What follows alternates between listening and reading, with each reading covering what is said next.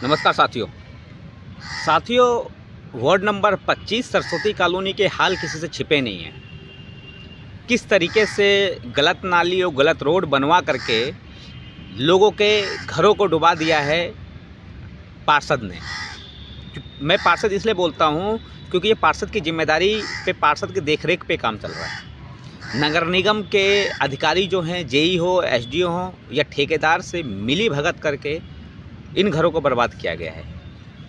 अब समस्या ये आ रही है, पार्षद पति जो हैं वो ये कह रहे हैं कि भाई पब्लिक से बोलो कि पब्लिक एक एप्लीकेशन लिख दे और सबके साइन करा करके हमको दे दें कि भैया कैसा काम करवाना है, वो हम करवा देंगे।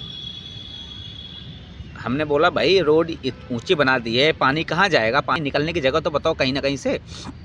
तो वो कह रहे हैं कि भैया रोड अगर नीचे चाहिए तो एक एप्लीकेशन लिख दो कि हमें रोड नीचे चाहिए, नाली की कोई ज़रूरत नहीं है।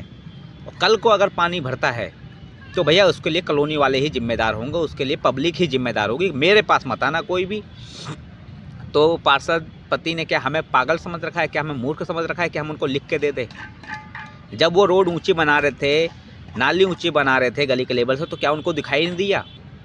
या उस समय उन्होंने ये हमसे पूछ कर क्या करवाया था काम, जब घर बर्बाद करवा रहे थे वो? तो अब क्यों लिख के दें? क्या उनको दिखाई नहीं दे रहा है कि किस तरीके से लोगों के घरों में पानी भरा? पिछले दिनों इतनी सारी वीडियोज़ आई, मीडिया में आ गया, इतनी सारी कंप्लेन लग चुकी हैं, क्या फिर भी उनकी आंखें नहीं खुल रही हैं यहाँ पर? उनको लिख के दें ताकि वो पूरे 5 साल तक उसको लेकर के घूमते रहें हमेशा, और हर भाई पब्लिक को पर दोष दे दें कि पब्लिक ने सब कराया है ना। अपने आप को बिल्कुल सही साबित करना चाहते हो। 2 बार एमसीएफ के कमिश्नर का दौरा हो चुका है अपने वार्ड में। एक में कल दौरा हुआ था, एक पहले हुआ था, लेकिन उन्हें वार्ड नंबर 25 नहीं दिखाई दी। क्या वार्ड के पार्षद जो हैं, पार्षद पति है, पार्षद जी तो भाई हमें दिखते ही नहीं हैं वो, लेकिन पार्षद पति ने पूरा ठेका ले रखा है। तो क्या, मैं जनता से पूछ रहा हूँ, क्या आपके पार्षद ने सरस्वती कॉलोनी की स्थिति दिखाई उनको? नहीं दिखाई होगी। तो क्या इससे उनकी नीयत का पता नहीं चलता है? अभी बताइए, उन पर सवाल क्यों नहीं उठे? क्या उन पर सवाल उठता नहीं है ये चीज़ें? लगभग 200 घर, 5-6 गलियों में की बात कर रहा हूँ, 6 गलियों में लगभग 200 घर डुबा दिए हैं। 200 घर की स्थिति जान रहे हो क्या है? लेकिन उसके लिए घुमा कहाँ रहे हैं? कभी दुर्गोल्डर में घुमा रहे हैं, कभी कहीं घुमा रहे हैं, कहीं कहीं घुमा रहे हैं। भाई पार्षद पति लेकर के आओ उनको, अपने वार्ड की स्थिति दिखाओ सरस्वती कॉलोनी की स्थिति बताओ। वहाँ पे एसडीओ जेई ने क्या किया है बताओ, वहाँ पे ठेकेदार ने क्या किया है। लेकिन नहीं, पब्लिक के ऊपर सारी चीज़ें फोड़नी है। हमारे पास आरटीआई से भी जवाब आ चुका है कि किस तरीके से भ्रष्टाचार किया गया है इस रोड और नाली को बनाने में। क्या आपको ये सब चीज़ें पता नहीं थी? पता तो होंगी, और पता थी तो किस तरीके से आपने इस काम को होने दिया? सवाल तो बनेगा ना आपसे, सवाल तो पूछा जाएगा ना। अगर हम आपसे सवाल क्यों नहीं करें, आपकी नीयत पर सवाल, उंगली क्यों नहीं उठाएं? उठता है, पूरी उंगली उठती है आपको उस नीयत के ऊपर।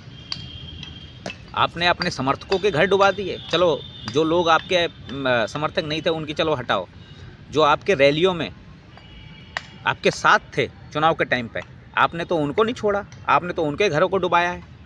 तो सवाल तो आपसे बनता है, वो परेशान है। मैं एक कहानी बताता हूँ आपको, इस कहानी को रिलेट करना। भाई, भस्मासुर को शिव ने वरदान दिया था स्पर्श करते ही किसी को भी राख कर देने का। लोग सोचते थे कि इतनी शक्ति होगी तो पूरा जगत ही बदल देगा, संसार बदल देगा ये। पर उसने किसे जलाना चाहा?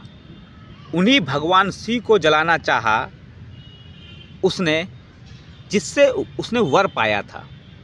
यही अहंकार होता है, ये आपको ऊंचाई तक ले जाता है जहां सब दिमाग सोचता है कि अब मैं ही सब कुछ हूं, और उसी क्षण आप अपनी शक्ति के नहीं बल्कि अपनी विनाश के स्वामी बन जाते हैं। एक बात ध्यान रखिएगा, वरदान जब तक विनम्रता में हो तभी तक वरदान रहता है, और अगर उसमें अहंकार आ जाए तो यही वरदान श्राप बन जाता है। अब आप इस कहानी को किस तरीके से रिलेट कर सकते हो ये आपके ऊपर मैं छोड़ता हूँ, लेकिन मैं यही कहूँगा कि ये काम अगर सही तरीके से अगर हुआ होता तो ये रुकता नहीं। काम में कुछ ना कुछ गड़बड़ी थी, तभी ये काम रुका। बस अब मैं ये सारी चीज़ें आप पर छोड़ता हूँ, पार्षद पर छोड़ता हूँ, और पब्लिक से भी मैं यही कहूँगा कि आपको अपने पार्षद से सवाल करना होगा। आपने जिनको चुना है उससे सवाल करना होगा। अगर वो आपके सामने नहीं आ रही हैं तो जिन्होंने ठेकेदारी ली है आपकी समस्याओं को सुनने का, उससे सवाल करना होगा। सवाल तो बनता है और सवाल हम आपसे पूछते रहेंगे। धन्यवाद।